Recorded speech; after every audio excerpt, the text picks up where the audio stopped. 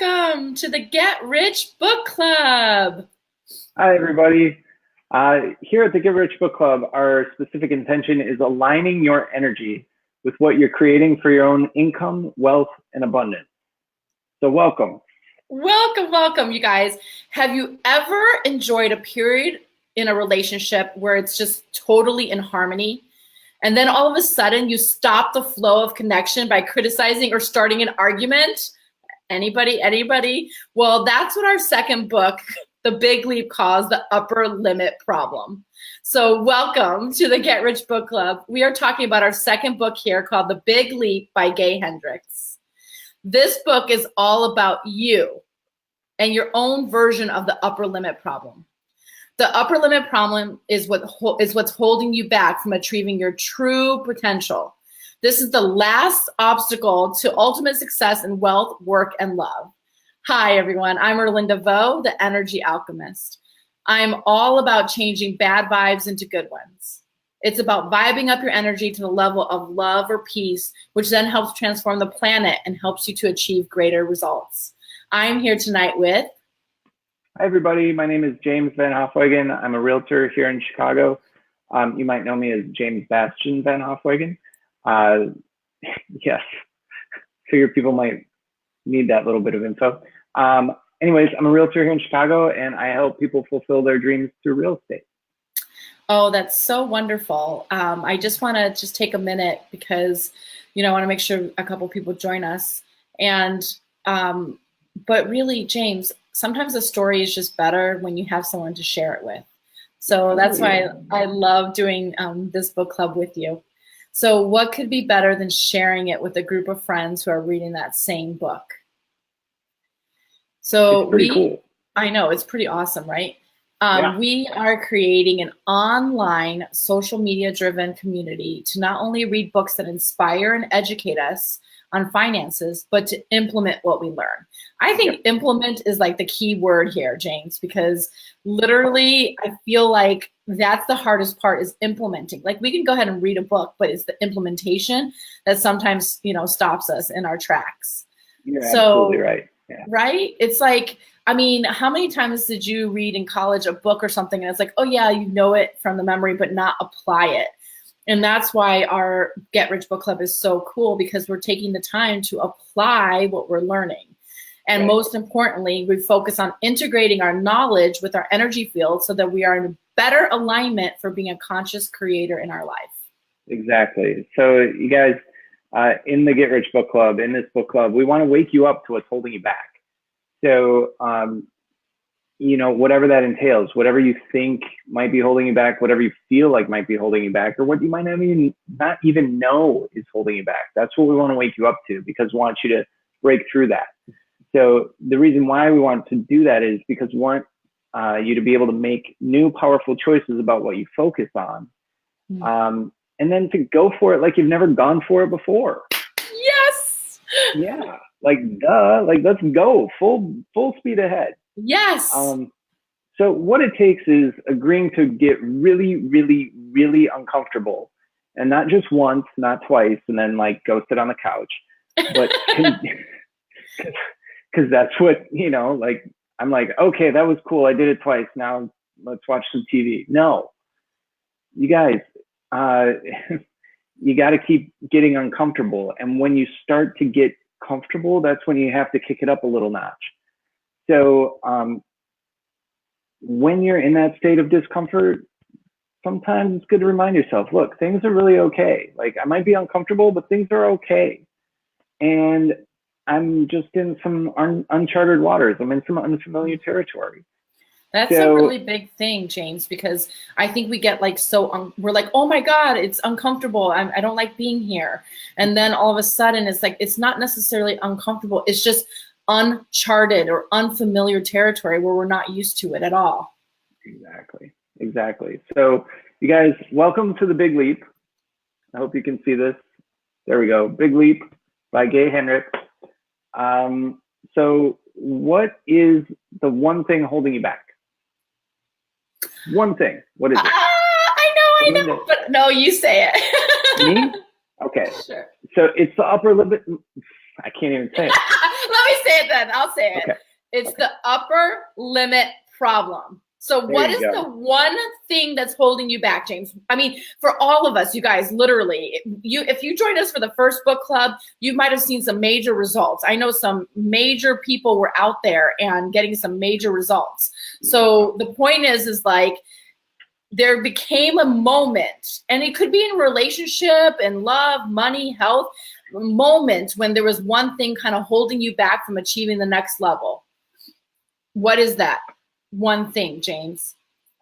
Well, I mean, I always think it's just me, right? Like me just being me and me just, getting in my own way, but it's my upper limit problem. Mm-hmm. It's that, like maybe I'll stumble over my speech like I just did when trying to say the upper limit problem, right? Or maybe I'll do something to self-sabotage, or, I don't know, maybe I'll give up on myself when all I needed to do was to just not give up on myself. Yep. So the pattern of the upper limit do is simple. Do you want to tell us what that is, James?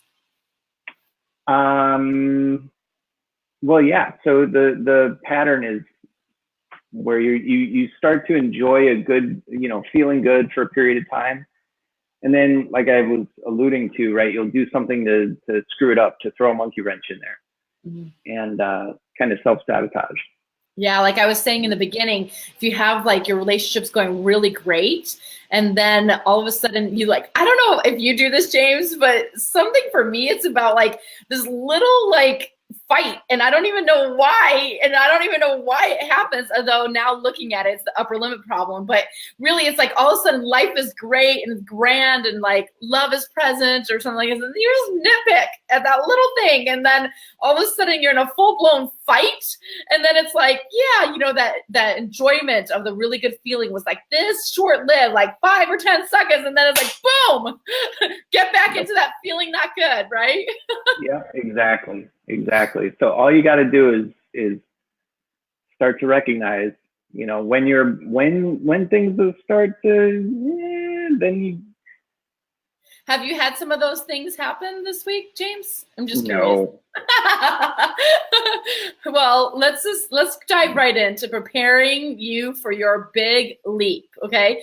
So there's some questions. So are you willing? We posed these questions at the end of our last episode. Okay. Are you willing to increase the amount of time every day that you feel good inside? Now, feeling good, he means an inner sense of well-being that's not dependent on outside factors. So that's really important, you guys, because how many of us like depend on external validation? I mean, I'm like, James, don't you notice my orange lipstick? Isn't it look nice, right? This one was hard for me because we get so much of our sense of well-being from external validation, what people say, and then we stop focusing on our inner well-being. Okay. So the second question he poses is, are you willing to increase the amount of time that your whole life goes well? Your whole life, not just the financial aspect, not just this, but your whole life. Are you willing to have it go well? So all of areas of your life, are you willing to let your whole life flow more positively and easily for longer and longer periods of time? Really, does it say that wake up tomorrow and your whole life will feel good? No, it's just talking about extending your periods of time in which your whole life goes well. I don't know about you guys, but this book has me a little bit, put me through a little bit of the ringer. I mean, normally I'm pretty a positive person, but since my whole thing happened last week, you guys remember I was telling you about last week, I did this whole amazing thing, and then all of a sudden, boom, Monday came and I squashed it. Since last week, I've kind of been a little bit of a naysayer. I know, I've been like, I don't know, James, I'm not used to it. I'm used to being all this positivity, and all of a sudden I'm now, right? So I have really great thoughts about how much I love my life. And then this overwhelming like thoughts just penetrate and flood me of these negative things and how much my life sucks, or how much this and how much that, and I should be this and I should be here and there and all these things, right? So this is about how can you get excited and can you feel good about your whole life for longer and longer periods of time? It doesn't have to be all at once, but just expand it more and more and more each time. You know, that takes a little bit of practice. So I was practicing that over the last couple of days, just as a quick aside.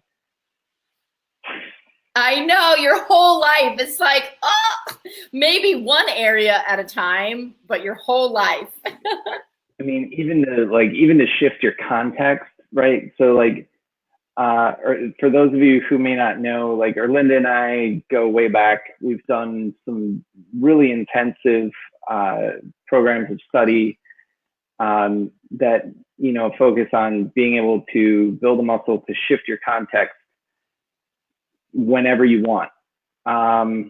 And so I was working on that inside of this, and man, like to keep it going, right? So I can maybe shift it a little bit, and then, but to extend it when things like when it's not going your way, you're like, oh, it's okay.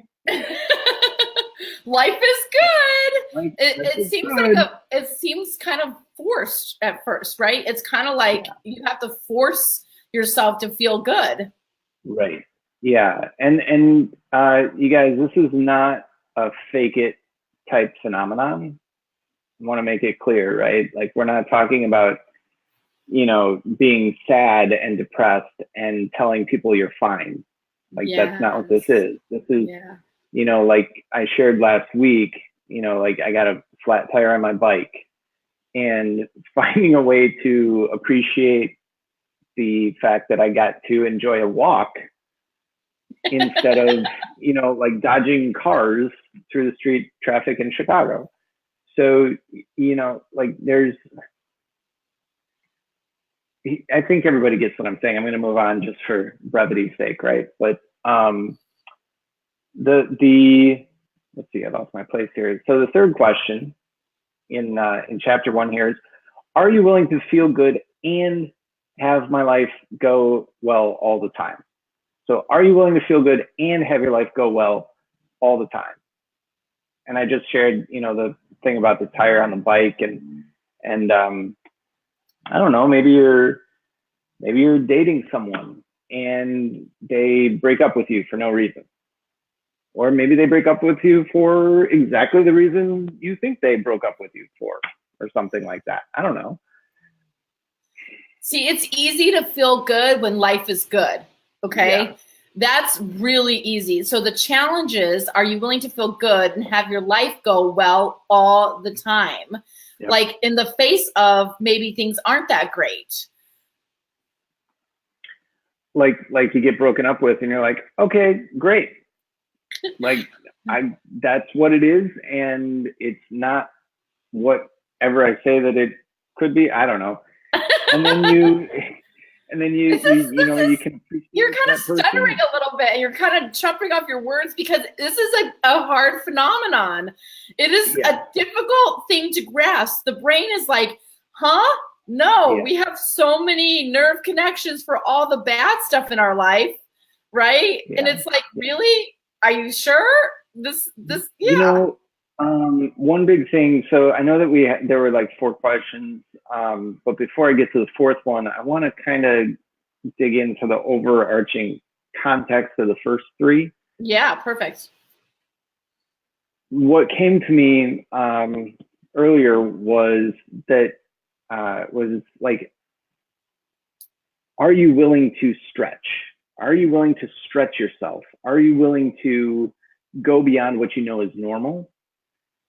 And to do it intentionally for the sake of expanding yourself, right?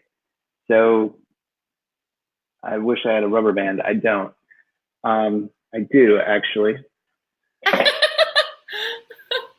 Right? So the rubber band, of course, it's really small, right? But like, oh, there it broke. Never mind. Well, rubber band analogy. That's a perfect analogy, because we think we're stretching ourselves, but when something bad happens, it's like it snaps and we're just like, forget it, life is bad. Okay, so we toss our hands up. It's like, that didn't work, just like you did. You're like, if this analogy didn't work, right? I had 3 rubber bands and they all broke. Yeah, and that's the thing. It's just like we're stretching ourselves, right, to experience more and greater goodness, and sometimes we break. It's like, really, like, okay, come on now, like, I want to feel good. That's what we say. Oh my God, I wish I could feel good. And but mostly we say to ourselves, and I don't know if you guys do this, but mostly I'm like, I feel so bad. I'm so sorry. I feel bad. Oh my God, I'm so sorry. Like, do you know how many times I say that out loud? And then it's like, I feel bad. And then all of a sudden I just start feeling bad. And one of the things, James, this is so wild, but one of the things, I don't know if you do this as a guy, maybe we could talk about it for a second, but I don't know if you do this as a guy, but I am always like, I want to relate to other people. And one of the ways to relate to other people is by feeling bad or talking bad about myself, or just, I don't know if does that happen to you guys, to you two guys? We just represent a lot of huge population here, but do you know what I'm saying? Like, I relate to people. So it's like, oh my God, my work. Oh, and only if I could lose that last pounds, or like, it's like this way to connect to people. And so us building this, so I want to know about guys. And then like the whole point is like us building this community so that we can talk about some of the good things in life and like expand that conversation. So what are your thoughts on that?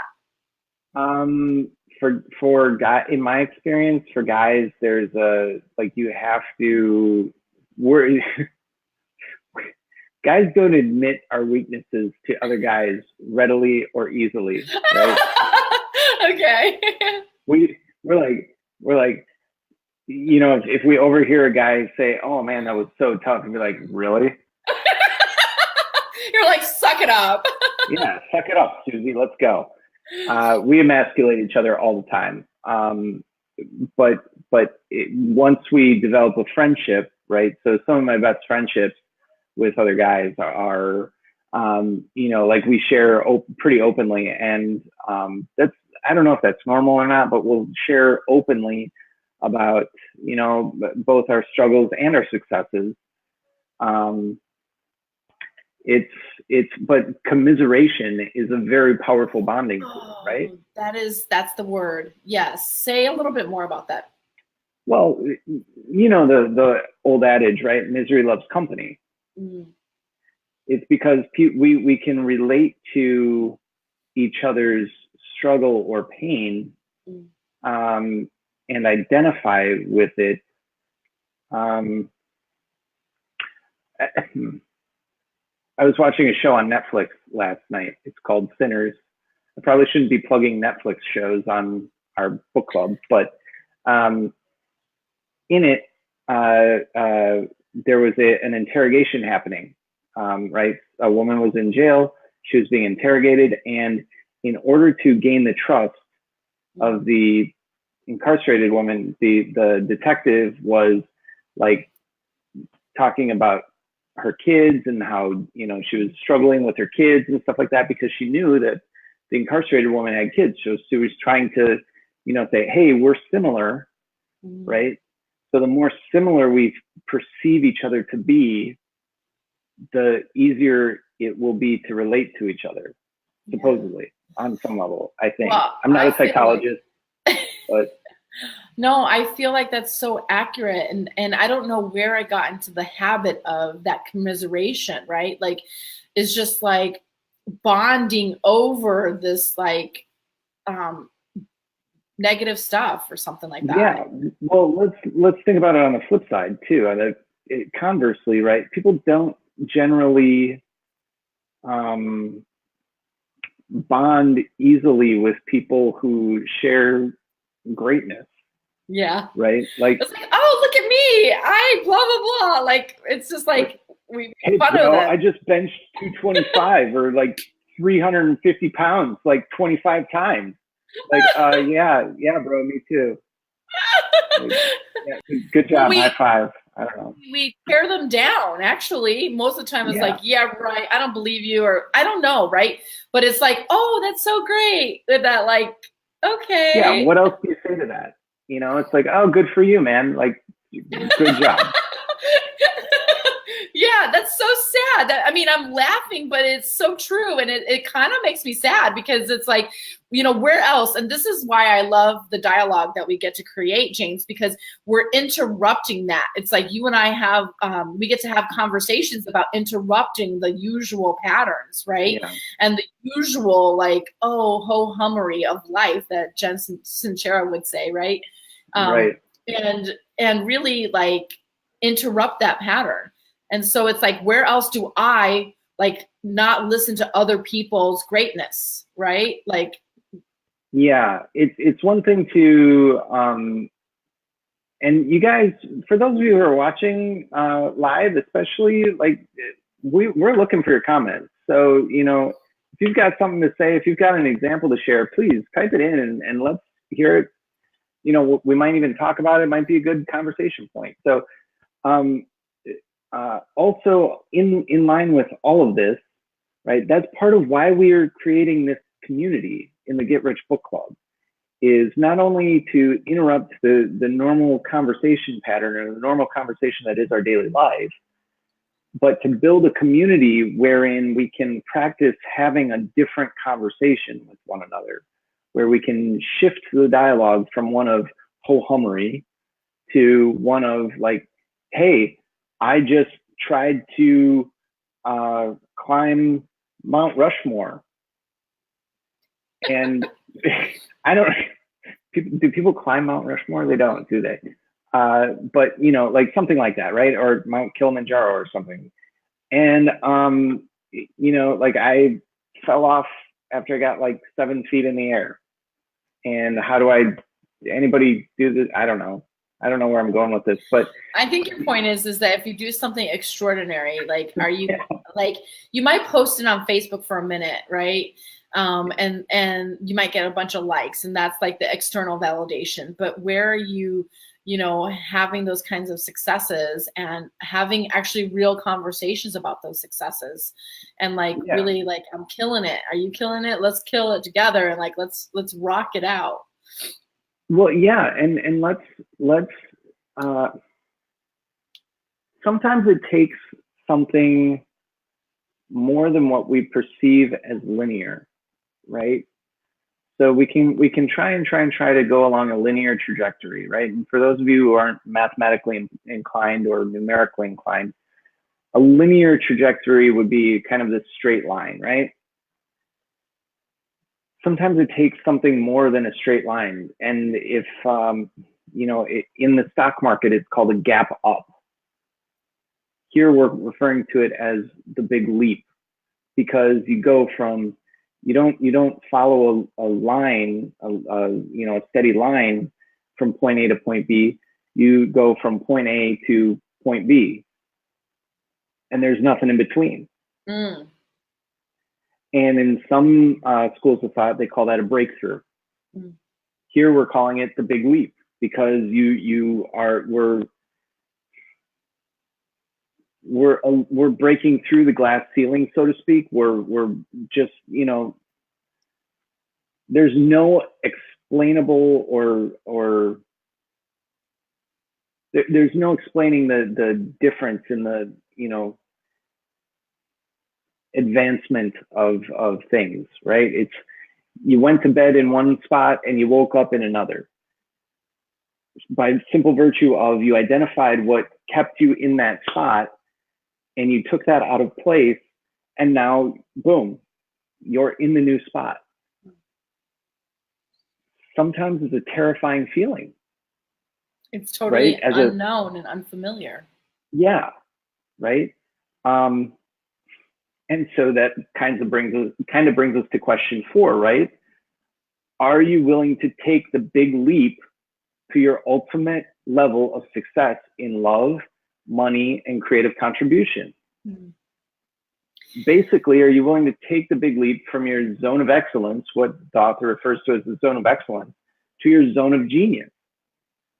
are you willing to do that, right? And the zone of genius is really the only place where we can fully celebrate and express the gifts that we've been given.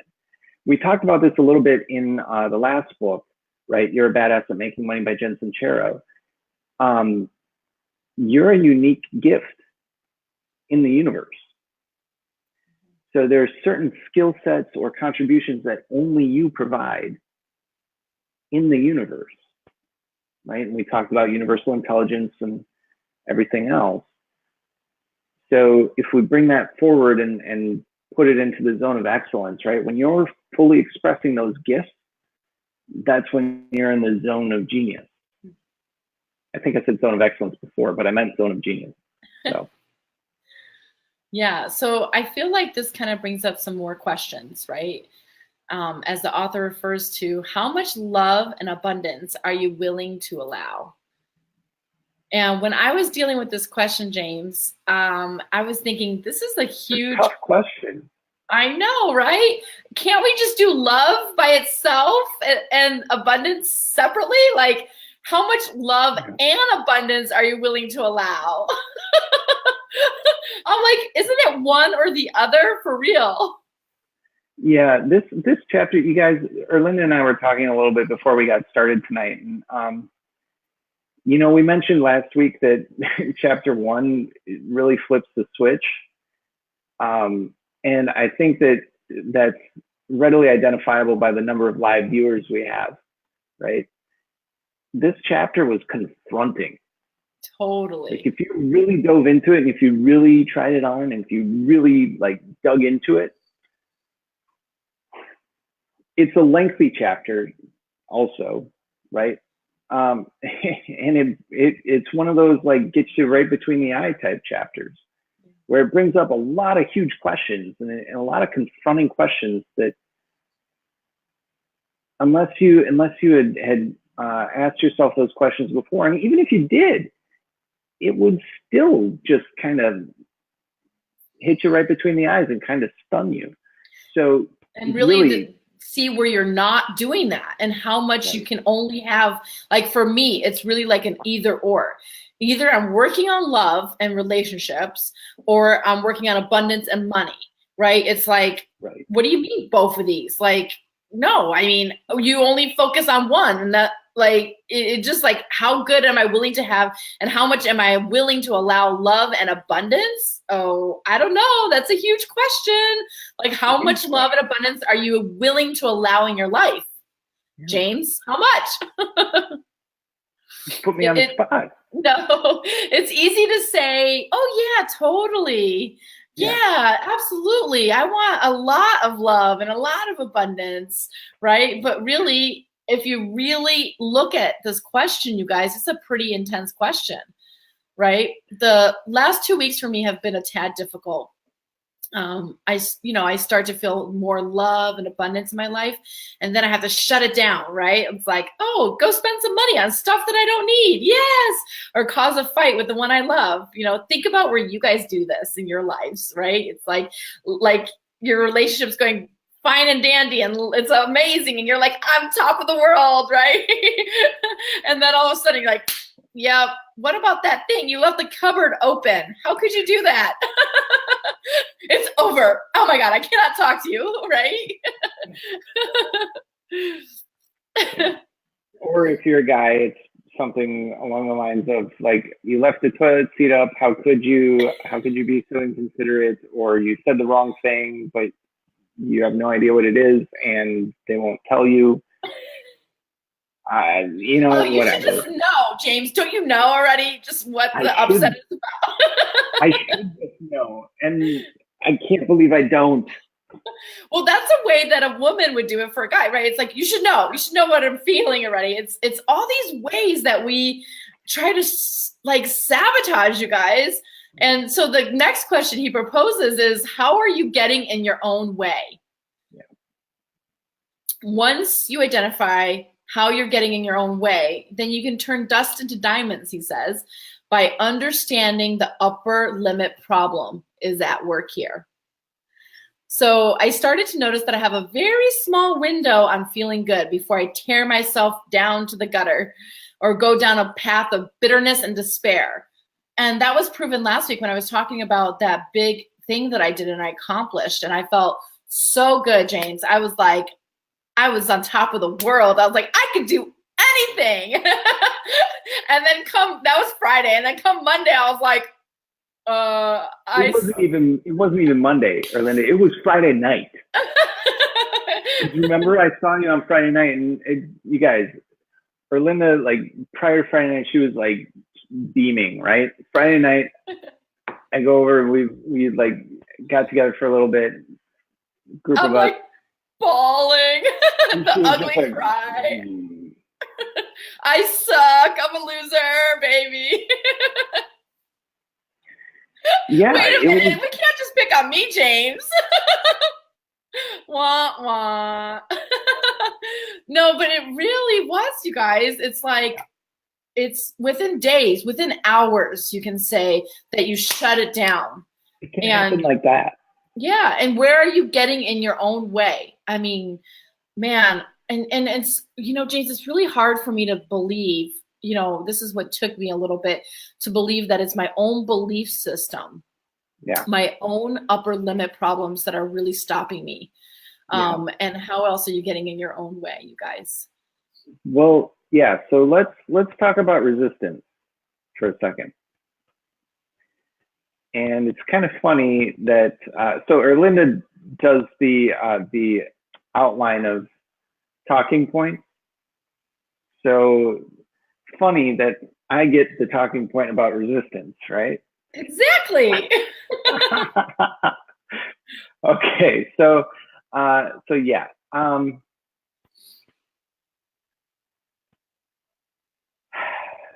guess for me, right, so resistance, you could say that I had a certain resistance about even doing the book club to begin with, right? Yes, lots of resistance. Right, and we've shared the story multiple times about how, you know, Erlinda called me, she was like, book club, I was like, no, and here I am.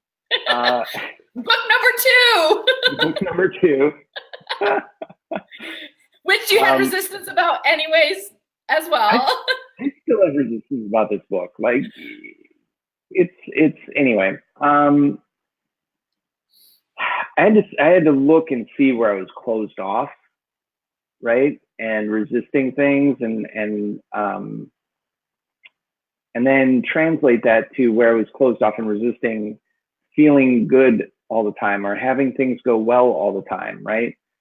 And there was just a lot of nonsense going on. But you guys, I got to tell you, I got to be just straight with it. That's exactly what brings me back week after week. It's identifying the resistance and identifying the pain points and kind of digging at them, right? Because if we're not digging at the pain points, if we're not inquisitive and finding out whatever that resistance is, right, then we're never going to get rid of it. We're never going to break through it. We're never going to resolve our upper limit problem, right? We're never going to solve that problem. We're never going to move past it. So, you know, when Erlinda was like, hey, let's do another book, I was like, eh. But I, you know, like I had to open myself up to the possibility. Like the last book that we did, man, unbelievable results. Right now in this book, we're in chapter 1, you guys. And since the last book, right? So we were going through the last book, what, in like, when did we start that? It was February, maybe? February, okay. Since then, I've lost about 15 pounds, right? So there were some upper limit problems going on there, and kind of different upper limit problems than what I was like at the top of the upper limit. I was trying to bring it down. So now I'm doing that. But I at least had to open myself up to a certain possibility. Wait, how did you feel? Wait, pause.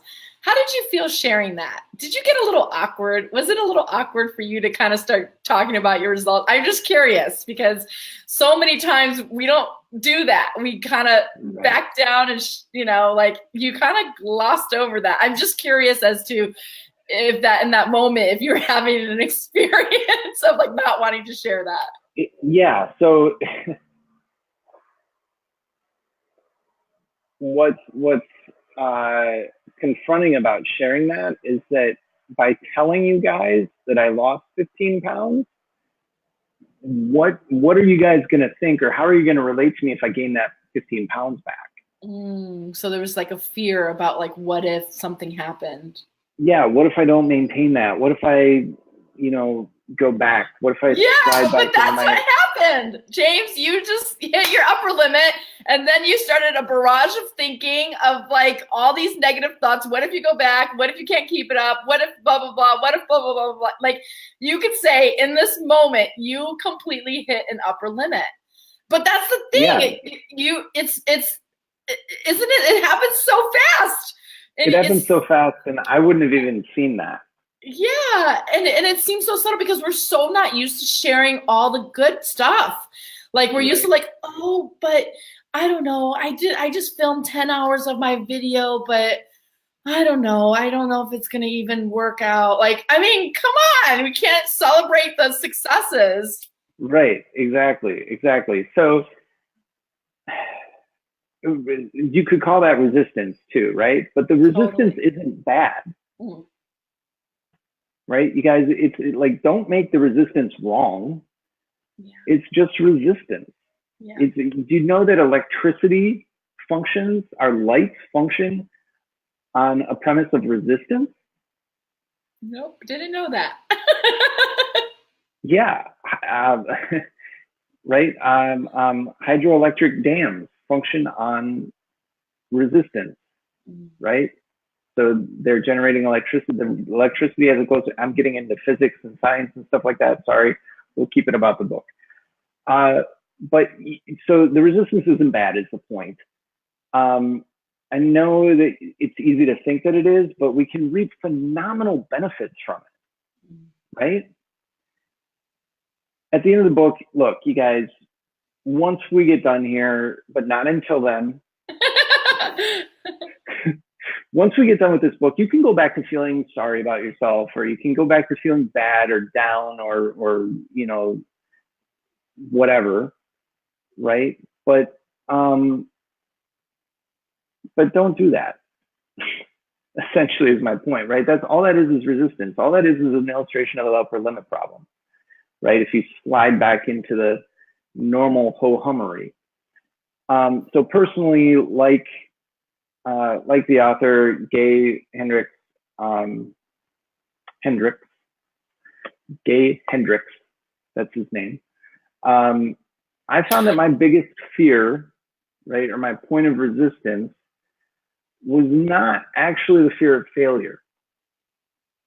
I'm not afraid of failing. That's rather familiar for me. Yep, totally. Yeah. But my biggest fear was actually succeeding and being known as a success. And like we just illustrated a little bit ago, it's because of like now that adds pressure. It adds a perception of pressure that I have to maintain. And what happens if we don't maintain that? Now, the truth of it, nobody really cares. They're so busy in their own world, but we think they do care. Right. We think they care. They don't care. They're focused on their own lives, right? So if you're watching live right now, go ahead and make the comment in the comment section right now that I'm going the distance. Make that commitment. I'm going the distance, right? And do it. Make the commitment and then do it. Speak the words and then follow the words with action, right? Like we said at the beginning, a good idea without any action, without any implementation is just a good idea. And how many of those have we had? Lots. Yeah. So unless you're lucky, your ego will not go quietly. Well, if you're lucky, your ego will go quietly, right? Exactly. It has a lifetime of employment history behind it. you know, besides smoke bombs of fear, it'll try to sabotage you by telling you tall tales of terror. It'll, you know, send you into financial ruin and, you know, lay booby traps for you all along the way. Yeah. So watch out for it. Watch out for the ego. I mean, it was amazing, James, when you shared about your weight loss. It's like immediately with follows. It was like you enjoyed it for 10 seconds. Not you know, even but that. yeah, and I was being generous. But that's how we are. It's like, oh yeah, and then we just move on and we don't, you know, relish in it. But really, fear is always about the unknown. The way to get through fear is to transform it into the clarity of exhilaration. So Fritz Perls, the psychiatrist and founder of Gestalt therapy, talks about fear is excitement without the breath. What does this mean? It means that the very same mechanism that produces excitement also produces fear. And fear can be transformed into excitement by breathing fully into it. On the other hand, if you have excitement, that turns into fear quickly if you hold your breath. So, you know, you guys, this is kind of revolutionary if you actually kind of play with it a little bit. If you're scared and you hold your breath, right? I mean, if you're excited and you hold your breath, it turns into fear. And if you're scared and you breathe fully into it, it turns into excitement. So I would just say, just take it easy. Take some big breaths when you feel the fear. Breathe deep. Relax and breathe deeply. Oh. Yeah. And I think it's funny. I'm gonna pull the curtain back a little bit. Typically after we end these video segments, Erlinda and I still stay on the video, right? We just kind of press stop, and each of us kind of goes, and it's anyway. I think it's funny. So you guys, if you said yes to taking the big leap, you've done the hardest part. Okay. Now we start to confront, how does the upper limit problem actually work? And our inner thermostat, a picture, we've got a thermostat, right, inside, and the setting determines how much love, success, and creativity we allow ourselves to enjoy. And like earlier when I said that I lost 15 pounds, and I was like, lost 15 pounds, up, on to the next one, right? Or I have this much more to go, and like this whole thing. Yeah. Yeah. So inner thermostat saying, oh, you can only enjoy that this much. And there might be reasons why, and right, like I know the reason why, and it doesn't make any difference. Okay, key distinction. Why does not make a difference. Now I know that some people just, you know, kind of short circuit and like, well, you don't know my story, and you guys, it's a right, whatever your upper limit setting is, that's what it is. Everything about why it's set to where it is just a nice story. And are you going to pay attention? Sorry, I've got a frog in my throat all of a sudden. Upper limit problem. Everything that you say about why it is what it is just validation for that upper limit problem, right? So what are you going to pay attention to? What you're committed to, or what you want, or what you desire, or the reason why your thermostat is set to what it's set to. So once we exceed that setting, we often do something to sabotage ourselves, right? Like, oh, I knew it was too good to be true, right? Or, you know, it can only last so long. And that causes us to fall back down into an old familiar zone where we feel safe and secure and average, right? And our game plan here is to stretch, it's to expand our capacity for the positive energy in small increments, right? So that we don't end up breaking like all of the rubber bands that I tried to make examples out of. Um, they were old and probably dried up, but whatever. Uh, so many analogies. Yeah, so we're going to stretch ourselves in small increments each time so that we consciously let ourselves enjoy the great things like money, like love, like fulfillment, like happiness and just joy, right? And we're just gonna, like sometimes it'll seem gentle, sometimes it'll seem a little bit not gentle. But the important thing is that as you expand your capacity for enjoyment, your capacity for financial abundance and for love and for creativity and expression, those also expand. So if you're working on, say, finances, right? You're not just working on finances, you're working on all of it all of the time together. It's not separate like Erlinda tried to do earlier. I actually tried to do that in the last book too, and that didn't work out. And then I was like, wait a minute, we got to do these together. And then everything just like took off. So here we're stretching little by little. And the key word here, I guess, is progress.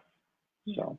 Well, the objective here is to expand your positive feelings by giving them your full attention.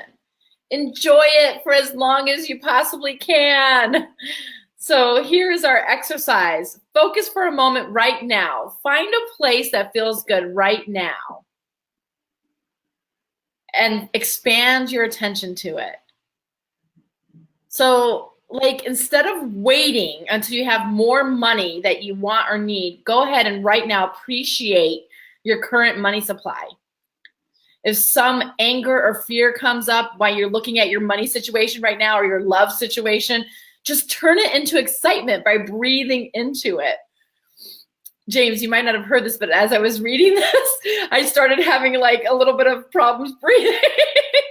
And so, because it's like, okay, money or love and like all this emotion and stuff comes up, right? So it's to turn it into excitement by breathing into it.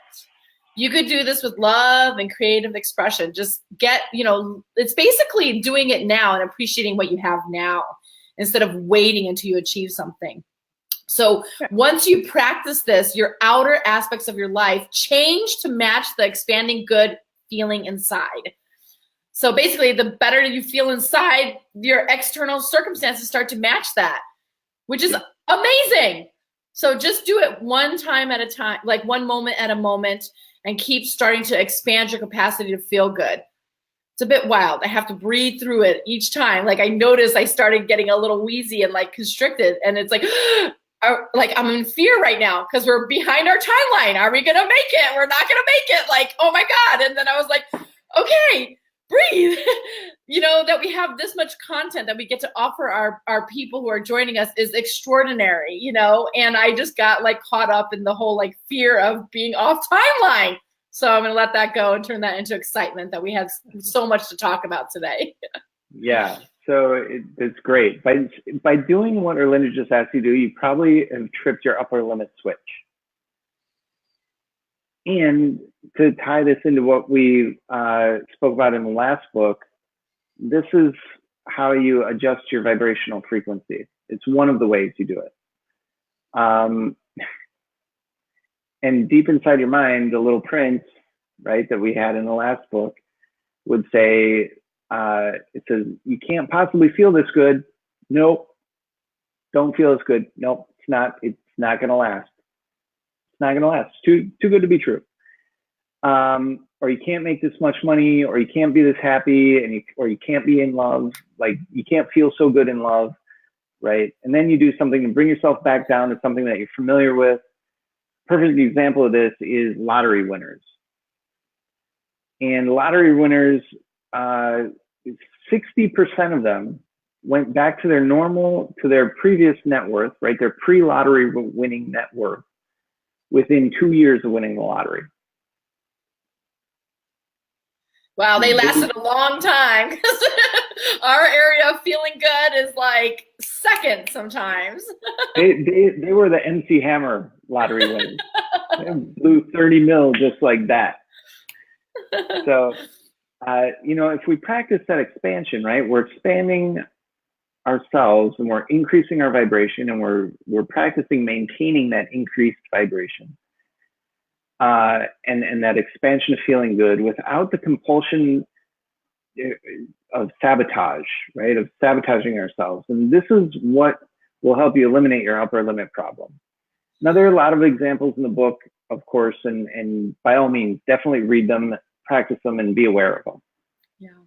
But solving the upper limit problem is only possible by a leap in consciousness. Like he was saying, you go from here to here, right? And the author talks about these zones, okay, and that there's 4 main zones of activity. The first one is zone of incompetence, things that we're just not good at. And he talks about stop wasting your time and energy in doing things you have no talent doing. The best way to handle this is to avoid doing them or delegate them. And also try saving a few, stop trying to save a few bucks, hire somebody else, right? And this is like why I really appreciate you and I, James, because there's some stuff in this book club that I'm not so great at. And there's stuff that you bring in that maybe, I'm not so great at and you're great, vice versa. You get the point, right? Then he talks about the second zone of competence. You are competent at doing certain activities. Lots of people spend their time there being competent. Like, for example, I've been an executive assistant for 12 years and I'm competent in this area. Sometimes it's hard for me to change because I'm so good at it. And this is where the competency trap begins.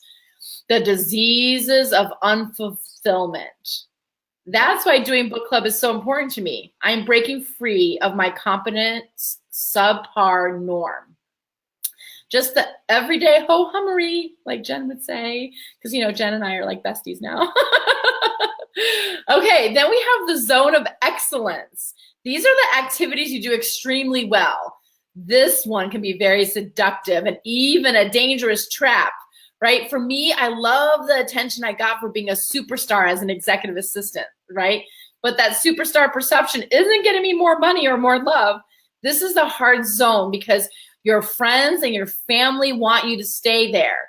They want you to stay where you are so that you be that normal, same old person that you've been for a long time. Right? They're like, keep doing what you're doing. You're doing great. You're doing this extremely well. And then years go by and you're like, what happened to my life? Right? Do you want to say something? You have bookshelves full of owl paraphernalia. Exactly. So the zone of genius, this is the set of activities you are uniquely suited to do. They draw on your strengths and upon your special gifts. So the author talks about beginning with 10 minutes a day, expressing your true genius. This is where I will now insert my genius and talk about essential oils. There's a few essential oils that I want to talk about for the upper limit protocol. Warning, for this protocol, you want to stay out of the sun for about 12 hours. But why would we do this protocol? It's because when you hit your upper limit, not only do you want to expand your capacity for having good in your life or feeling good, or how good are you willing to stand it? This is a way in which you can alter your frequency to break some of that barrier as well, okay? So I'm just going to tell you what the protocol is. It's an amazing protocol. If you have essential oils, feel free to do it. Obviously, I love the doTERRA brand, but use whatever you have. So it's 1 drop of eucalyptus on your third eye. It's the oil of wellness. 1 drop of lemon on your temples is the oil of focus. 1 drop of Douglas fir on your crown chakra, and 1 drop of rosemary on the back of your neck. So 1 drop of Douglas fir on your crown chakra is for like generational history stuff. It's like pushing past all that generational stuff. Rosemary on the back of the neck is for transition. And if you are really into oils and you have blue tansy, do 1 drop on your wrists, which is inspired action. So not only break your upper limit, you want to take inspired actions and keep feeling better and better and better each time. You guys, I've used the upper limit protocol. I've probably abused it at times.